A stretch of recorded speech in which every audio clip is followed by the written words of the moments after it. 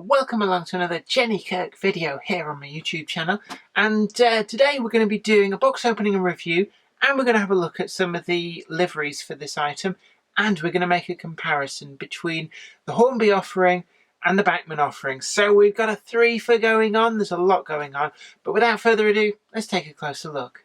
Okay, well here's the item that I picked up whilst I was at the East Lancs Railway.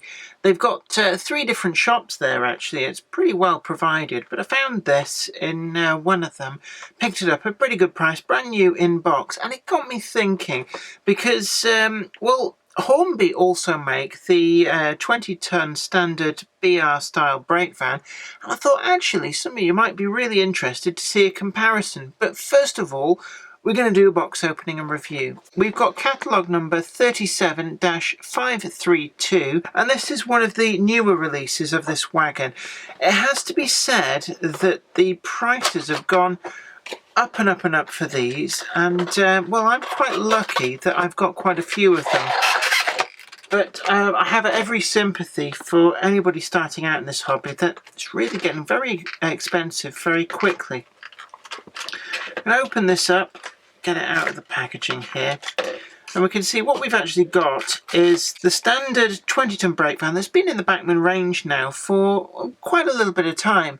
Originally they had one which was of a slightly older tooling. It was getting a bit long in the tooth, and around about maybe 2003, sometime like that, Bachmann tooled up completely for a modern spec version of this van. It had been a good seller in the old range, so it got the full-on branch line treatment, and they also tooled up to allow a few different variations. So rather than just producing one size fits all, they can actually represent some of the slightly different diagrams, and we're going to have a little look at those in a moment.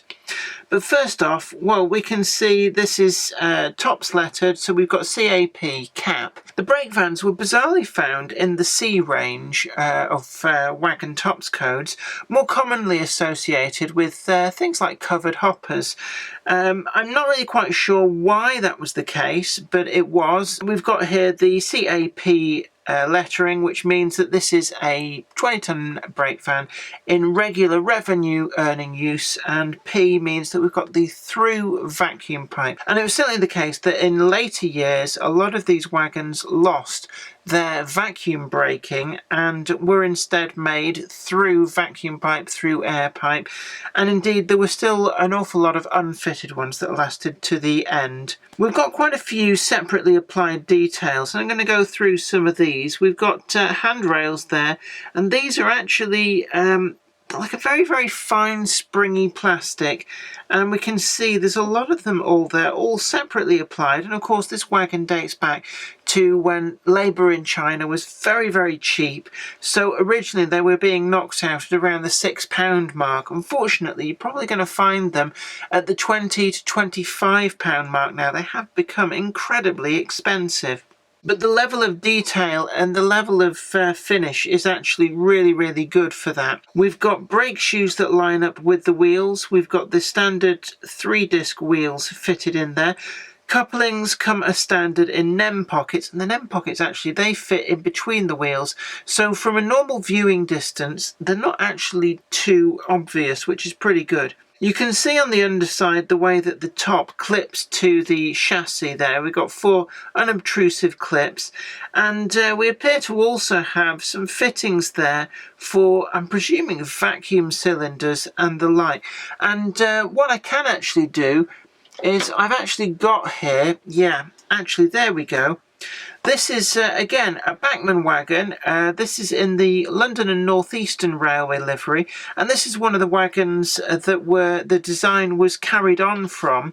Originally built by the London and North Eastern Railway, they were continued construction by BR as their standard 20-ton brake van, but we can see there that Bachmann have tooled up to be able to fit these with the vacuum brakes, so that's what that hole and that dash little slot is all about. And it is nice to see that they've thought about these different options. In terms of lettering finishing, we've got the overhead warning flashes on there. They're nicely done, but I'm just looking there. There's an ever so slight fuzzy edge to them, so I'm not sure whether this is a dud or whether that's just something where the tempo printing's not quite up to scratch. But certainly it doesn't really detract. I can't really criticise it too hard. We've also got the running number there, and we've got an E number, which means that this is probably a wagon that was of London North Eastern Railway vintage that was then absorbed into the BR wagon fleet, and actually quite long lasting there to receive the cap code, which would have probably got sometime in the mid-1970s, and examples of these could be seen running on the national network right through till privatisation, though by then the survivors to the fleet had generally passed into the engineers' non-revenue earning fleet and were denoted with a Z prefix on the TOPS code by then. We've also got some lettering here on a black panel. I'm struggling to read what that says, if indeed it says anything, but under magnification we're going to get a closer look on that. Other details to note, we've also got the wagon build plate on there, and I'm going to look closely, and it's interesting action.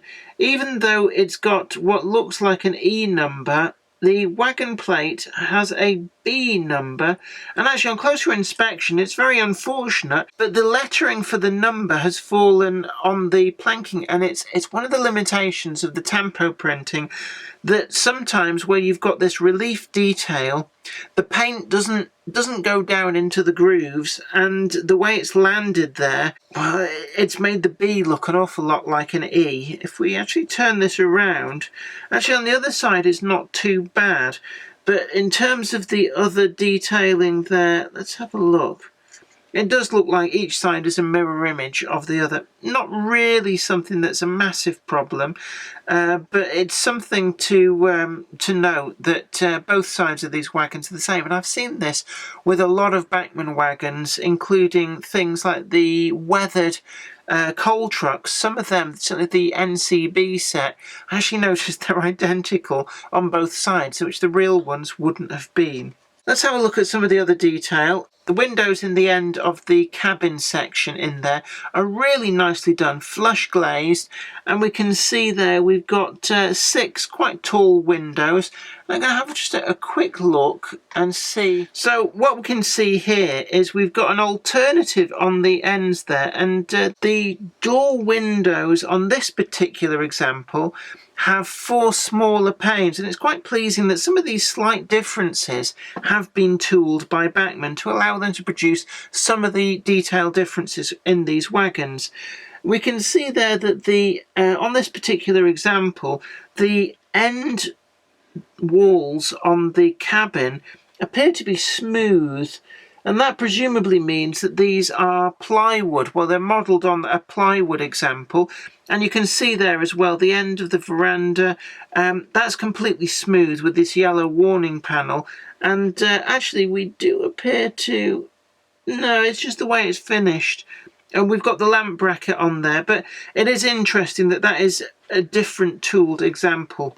If we look to the side, these have both got planked sides, but I'm going to bring in one of the other Bachmann versions, and this was the other sort of big difference that they tooled up for, and this is also lettered cap, but this is the plywood-sided van, something much more of a rarity in traffic. Bachmann did take the effort to tool up for this, and it became universally slated at the time. People said it made it look like the entire van was made of concrete. The originals were just marine ply finished and painted. I actually quite like it as a bit of a detail difference, but it hasn't really reappeared in the range until comparatively recently. I think they produced a special edition NCB National Cold Board version for the Bachmann Collectors Club, which reused this, and I think as well in the military manoeuvres set, the MOD liveried version may well be from this moulding. But other than those, for a long time this was the only version that they released. Now, one of the other things as well I can see here is that we've got correct modelling of the end weight. To bring these wagons up to weight, what they have is very large blocks of concrete bolted to the ends here, and these are actually finished really well. And they actually look like concrete. It's one of the things that you can see here on the plywood-sided wagon. One of the criticisms was that it made it look like concrete, but that same effect on the concrete ballast weights actually works to its favour. So I don't think this wagon's as bad as the critics made out, but we're not talking about this wagon. We're looking at this, and the planked sides are really well realised. In terms of livery options, Bachmann have brought out quite a few. We've got here in the sold out of service livery, or indeed actually I think London Transport bought some of these new from the likes of Metro Camel. So we've got London Transport livery there. We've also got London and North Eastern Railway livery. They've done at least two different versions there with the large lettering and the small lettering. And I'm also going to pull out here, we've got a BR grey version, we've got this rail freight grey. I also do have rail freight distribution examples and olive green electrification. There's so many different versions that they've produced. It's kind of like the livery that keeps on giving. But what else? We've also got here special commission for Model Zone. This was the air-piped example that was actually for working with MGR trains for locations where they might need to reverse the train. And that was actually quite a nice ready weathered version that came from Model Zone right at the point where the prices began to hike up. But what we're going to look at now is we're going to get a good comparison with the Hornby version of the model. Now, Hornby came an awful lot later to the market, so it's fair to say that they had a lot of catching up to do and expectations were quite high. And a few examples here, so we can get a nice comparison between the older but still high detail Bachmann model and the somewhat newer Hornby model. Hornby knew that they had to raise the bar, and when they introduced this model they knew they were going to go head to head with the Bachmann model. One of the ways to do that was on price, another way was on detail. So in terms of price, the Hornby model can be picked up for around £10 less now than the Bachmann model. In my book, that is quite a big plus. You're looking at, well, an entire wagon there. So you could have a brake van and a wagon for the price that Bachmann are introducing just the brake van. In terms of other detail, what else have we got? We can see here on the air and vacuum piped version, we've got these separately applied pipework. If we look to, let's try and find, there we are, we've got, this is a Bachmann model, again coded CAR, car. That should have that pipework, but it doesn't. It's one of the compromises that Bachmann have made. So we can see there, if you buy the Hornby model, you get that pipework. That pipework has very faithfully only made it to the wagons that it's appropriate to. So on the Hornby models, what we've got here is a ZTO coded example in the engineer's fleet, but the O means completely unbraked, no through piping. And as you can see, it doesn't have any of the pipes, so that is a nice detail option to see coming from Hornby. If we look to the underframe, well, we can see that there's an awful lot more going on between the Hornby underframe and the Bachmann underframe, but this appears to be another one of those areas where it's detail for the sake of detail. When are you going to see this? And by rights, when it's running on the track, you're not. So I find that a little bit gimmicky, and I'm inclined not to mark down the Bachmann offering. In terms of length, let's have a look here.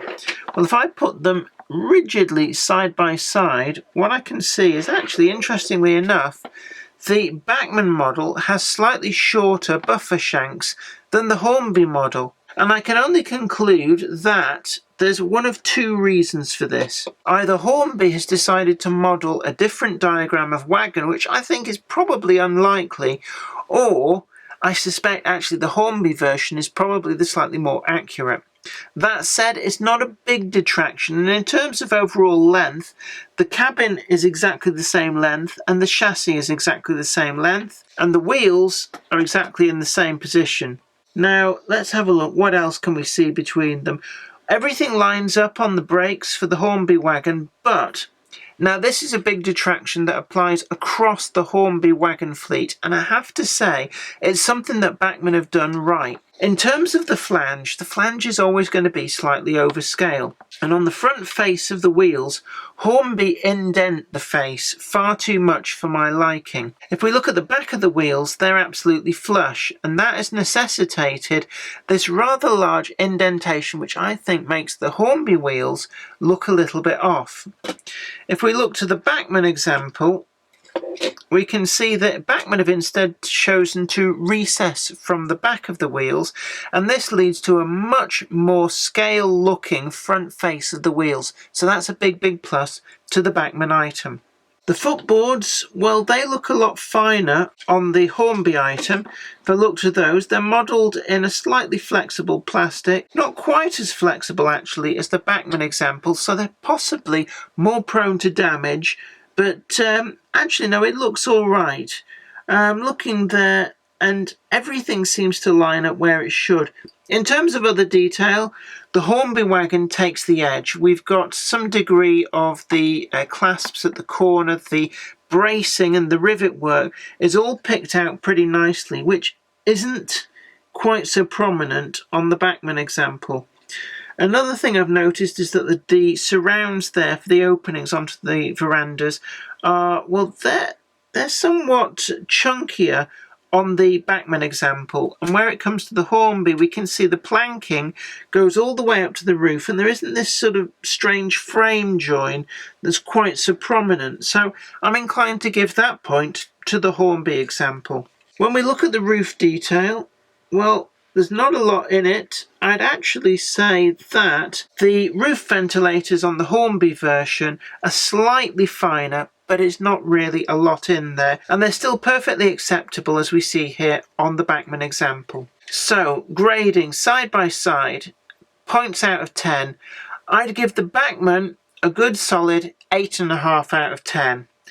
The Hornby version, well, I'd score it slightly higher. I'd give it a 9 out of 10, but where it really comes home free is on price, and you can't beat the price that the Hornby examples are coming out at. True, it has to be said that the Bachmann version is available in a lot more different liveries, but the Hornby, if you can get the livery you want, it has the edge for me. Well, I hope that's been informative to you. Don't forget to like this video, share it too, and also subscribe to the channel, and you'll be the first to know about new videos as and when they go up. But until next time, thanks for watching, and you take very good care of yourself. Bye for now. Today's video has been brought to you in part thanks to the generous donation of my fans on Patreon. And a special huge thanks goes out to Anthony Kidson, Mark Anthony and Michael Churchwood. If you'd like to help support the show, head on over to patreon.com/Jennifer Kirk. Thank you. Today's video has been brought to you by my books, Bringing Home the Stars, Twinkle Little Star, and also you can get the complete comic collections of All Over the House, Books 1, Books 2, and also the wacky zany Life of Knobty Mouse. Thanks, and catch you later.